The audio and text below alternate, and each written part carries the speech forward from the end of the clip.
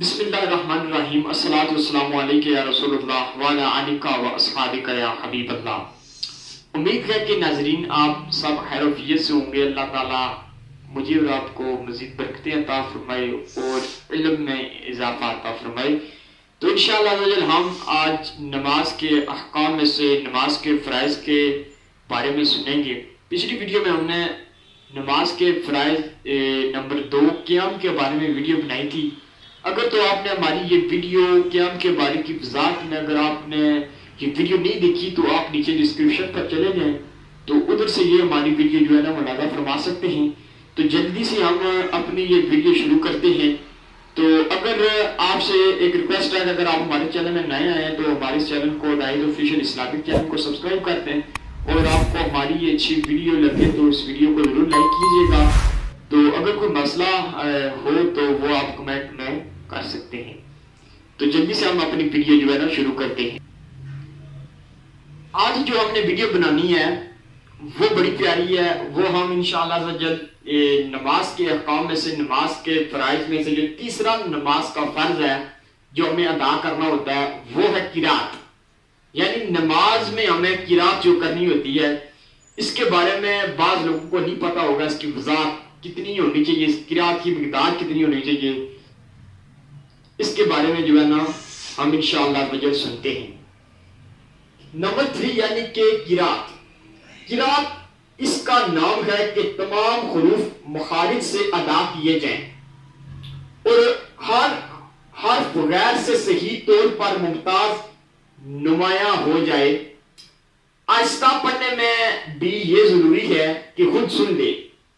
اگر حروف تو صحیح ادا کیے مگر اتنی آہستہ کہ خود نہ سنا اور کوئی رکاوٹ بھی نہیں تو نماز نہیں ہوگی۔ ایک بار پھر سن لیتے ہیں کہ اگر کوئی حروف صحیح ادا کیے مگر اتنی آہستہ آواز سے کہ خود نہ سنا، تو اگر کوئی رکاوٹ بھی نہیں ہے تو پھر فرمایا کہ اس کی نماز نہیں ہوگی۔ ٹھیک ہے جی۔ رکاوٹ سے مراد یہ ہے کہ شور و غل، ثقل سماعت یعنی اونچا سننے کا مرض ہو۔ اگر یہ رکاوٹ نہیں ہے، کوئی عذر نہیں ہے، تو پھر بھی اس نے اتنی آہستہ آواز میں قرات کی کہ اس نے خود نہیں سنا کہ میں نے کون سا لفظ ادا کیا ہے، تو پھر کہتے ہیں جی کہ اس کی نماز نہیں ہوگی۔ تو آگے کہتے ہیں کہ جی اگرچہ خود سننا ضروری ہے مگر یہ بھی احتیاط رہے کہ سری یعنی آہستہ قرات والی نمازوں میں قرات کی آواز دوسروں تک نہ پہنچے۔ اسی طرح تسبیحات وغیرہ میں بھی خیال رکھیے۔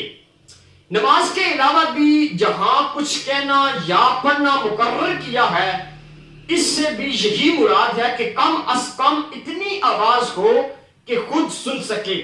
مثلا طلاق دیتے، آزاد کر رہے ہیں یا جانور ذبح کرنے کے لیے اللہ عز و جل کا نام لینے میں اتنی آواز ضروری ہے کہ خود سن سکے۔ درود پاک وغیرہ اور ورد و وظائف پڑھتے ہوئے بھی کم از کم اتنی آواز ہونی چاہیے کہ خود سن سکے، جب ہی پڑھنا کہلائے گا۔ تو آپ نے سنا تو اس پر ہمیں عمل کرنا چاہیے۔ یہ نہیں کہ ہم ویڈیو سن کر جو ہے نا مکمل ہم نے سن لی لیکن عمل نہیں ہے۔ عمل جو ہے نا ہم عمل کے لیے جو ہے نا یہ ویڈیو بنا رہے ہیں۔ ٹھیک ہے جی، اپنے عمل کرنا چاہیے۔ اس میں ہم نے یہ سنا کہ کم از کم قرات جب ہم کریں تو اتنی اونچی آواز سے کریں کہ ہمارے جو کان ہے نا ان تک آواز جانی چاہیے، ہمیں پتہ چل سکے کہ ہم لفظ کون سا پڑھ رہے ہیں، اتنی آواز ہونی چاہیے۔ پھر آگے کہتے ہیں کہ مطلقاً ایک آیت پڑھنا فرض کی 2 رکعتوں میں اور وتر سنتوں اور نفل کی ہر رکعت میں امام اور منفرد یعنی تنہائے نماز پڑھنے والے پر کیا ہے جی فرض ہے۔ ٹھیک ہو گیا۔ مقتدی کو نماز میں قرات جائز نہیں ہے۔ امام کے پیچھے جو نماز پڑھتا ہے مقتدی، اس کو قرات کرنے کی حاجت نہیں ہے۔ ٹھیک ہو گیا۔ سورہ فاتحہ کہتے ہیں جی نہ سورہ فاتحہ نہ کوئی آیت ٹھیک ہے جی، نہ وہ سورہ فاتحہ پڑھے نہ کوئی آیت پڑھے. آگے کہتے ہیں جی کہ اگر کوئی سری یعنی کہ آہستہ قرات والی نماز میں نہ جو ہے نا بلند آواز قرات والی آواز میں جو ہے نا آپ کو کیا جی قرات نہیں کرنی پڑے گی امام صاحب کے پیچھے. امام کی قرات مقتدی کے لیے بھی کافی ہے. فرض کی کسی رکعت میں قرات نہ کی یا فقط ایک میں کی تو نماز فاسد ہو جائے گی. فرض کی کسی رکعت میں قرات نہ کی، فرض بتا رہے فرض کی کسی رکعت میں قرات نہ کی یا فقط ایک میں کی تو نماز کیا ہو جائے گی؟ فاسد ہو جائے گی.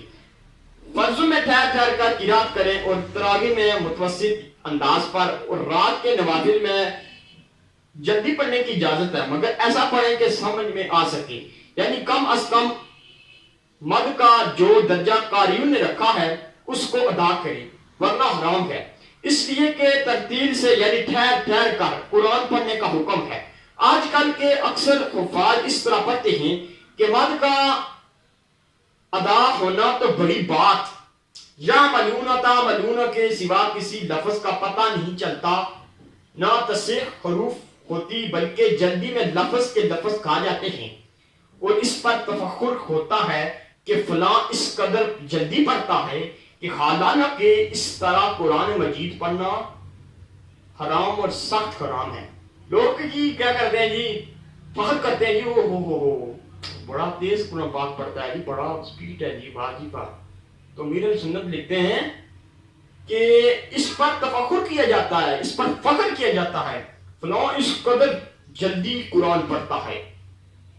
آگے وہ جو تبلیغ کر رہے ہیں نا وہ ہم سب کو سننے والی، وہ اس پر عمل کرنے والی ہے، حالانکہ اس طرح قرآن مجید پڑھنا حرام اور سخت حرام ہے. آگے کہتے ہیں کہ اکثر لوگ تا اور سین صاد سا الف عین ہا دود زاد اور را میں کوئی فرق نہیں کرتے. یاد رکھیے کہ حروف بدل جانے سے اگر معنی فاسد ہو گے تو نماز نہ ہوگی. مثلا جس نے سبحان ربی العظیم عظیم کی جگہ عظیم یعنی زو کی جگہ زا اگر کسی نے پڑھ دیا تو نماز جاتی رہی، لہذا جس سے عظیم صحیح ادا نہ ہو وہ سبحان ربی الکریم پڑھ لی تو اس کی جو ہے نماز ہو جائے گی. امیر سنت آگے کچھ تنبیہ کر رہے ہیں، کوئی خبردار کر رہے ہیں کہ جس سے حروف صحیح ادا نہیں ہوتے اس کے لیے تھوڑی دیر مشق کر لینا کافی نہیں، بلکہ لازم کیا کہ انہیں صحیح سیکھنے کے لیے دن رات پوری کوشش کریں. اور اگر صحیح پڑھنے والے کے پیچھے نماز پڑھ سکتا ہے تو فرض ہے اس کے لیے پیچھے پڑھے، یا وہ آیتیں پڑھے تو جس کے حروف صحیح ادا کر سکتا ہو. اور یہ دونوں صورتیں ناممکن ہو تو زمانہ کوشش میں اس کی اپنی نماز ہو جائے گی. آج کل کافی لوگ اس مرض میں مبتلا ہیں کہ نہ انہیں قرآن کریم صحیح پڑھنا آتا ہے نہ سیکھنے کی کوشش کرتے ہیں. یاد رکھیے کہ اس طرح نمازیں برباد ہوتی ہیں. جس نے دن رات کوشش کی مگر سیکھنے میں ناکام رہا، جیسے بعض لوگوں سے صحیح حروف ادا ہوتے ہی نہیں، ان کے لیے لازمی ہے کہ دن رات سیکھنے کی کوشش کریں. اور زمانہ کوشش میں وہ معذور ہیں تو اس کی اپنی نمازیں تو ہو جائے گی، مگر پڑھنے والے کی امامت، صحیح پڑھنے والوں کی امامت ہرگز نہیں کر سکتا. صحیح پڑھنے والوں کی امامت وہ جو ہے نا جس کی قرات اچھی نہیں ہے، ٹھیک ہے جو پڑھ نہیں سکتا، تو جو لوگ صحیح پڑھتے ہیں تو وہ ان کی امامت نہیں کر سکتا. ہاں جو حروف اس کے اپنے غلط ہیں وہی دوسروں کا بھی غلط ہے. جو قرات اس کی غلط ہے اور وہی قرات دوسروں کی بھی غلط ہے تو پھر وہ کیا ہے جی کہتے ہیں تو زمانے کوشش میں ایسوں کی امامت وہ کر سکتا ہے.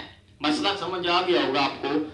اگر کوئی کوشش بھی نہیں کرتا تو خود اس کی نماز ہی نہیں ہوتی تو دوسرے کی اس کے پیچھے کیا ہوگی. میٹھے میٹھے اسلامی بھائیوں، آپ نے قرات کی اہمیت کو بخوبی اندازہ لگا لیا ہوگا کہ واقعی وہ مسلمان بڑا بدنصیب ہے کہ جو درست قرآن شریف پڑھنا نہیں سیکھ سکتا. الحمدللہ عز و جل تبلیغ قرآن سنت کی عالمگیر غیر سیاسی تحریک دعوت اسلامی کے بے شمار مدارس بنام مدرسۃ المدینہ قائم ہیں. مدنی منوں اور مدنی منیوں کو قرآن پاک حفظ و ناظرہ کی مفت تعلیم دی جاتی ہے، نیز بالغان کو عموماً یعنی بعد نماز عشاء حروف کی صحیح ادائیگی کے ساتھ ساتھ سنتوں کی ترغیب دی جاتی ہے۔ کاش تعلیم قرآن کی گھر گھر دھوم بڑھ جائے، کاش ہر وہ اسلامی بھائی جو صحیح قرآن شریف پڑھنا جانتا ہے اسلامی بھائیوں کو سکھانا شروع کر دے۔ اسلامی بہنیں بھی یہی کریں، یعنی جو درست پڑھنا جانتی ہیں وہ دوسرے اسلامی بہنوں کو پڑھائیں، اور نہ جاننے والیاں جو قرآن پاک نہ پڑھنے والیاں ہیں ان سے سیکھیں۔ انشاءاللہ پھر تو ہر طرف تعلیم قرآن کی بہار آ جائے گی، اور سیکھنے سکھانے والوں کے لیے انشاءاللہ عز و جل ثواب کا انبارہ لگ جائے گا۔ یہی ہے آرزو تعلیم قرآن عام ہو جائے، یہی ہے آرزو تعلیم قرآن عام ہو جائے، تلاوت شوق سے کرنا ہمارا کام ہو جائے، تلاوت شوق سے کرنا ہمارا کام ہو جائے۔ تو یہ تھی ہماری آج کی ویڈیو قرات کے بارے میں۔ قرات کی ہم نے وضاحت سنی کہ ہمیں کم از کم اتنی آواز میں قرات کرنی چاہیے کہ ہمارے کانوں تک آواز پہنچنی چاہیے۔ اور بھی ہم نے بہت کچھ اس ویڈیو میں ہم نے سنا، تو اللہ تعالی ہم سب کو اس علم پر جو ہم نے آج سنا عمل کرنے اور دوسروں تک پہنچانے کی توفیق عطا فرمائے۔ ابھی تک آپ نے اگر ہمارا یہ چینل سبسکرائب نہیں کیا تو اس چینل کو سبسکرائب کر لیں، کیونکہ ہم جو ہے نماز کا مکمل طور پر اس کے جو ہے نا ارکان، واجبات، سنت، فرائض، شرائط سب کو جو ہے نا انشاءاللہ اس چینل میں انشاءاللہ ہم ذکر کریں گے۔ تو انشاءاللہ اس کی برکت سے آپ کو بھی جو ہے نا نماز کا صحیح طریقہ پتہ چل جائے گا۔ تو اللہ عز و جل سے دعا ہے کہ ہماری اس کاوش کو اپنی برگاہ میں قبول و منظور فرمائے۔ تو انشاءاللہ عز و جل ملتے ہیں آپ سے اگلی ویڈیو میں، تب تک کے لیے اللہ حافظ۔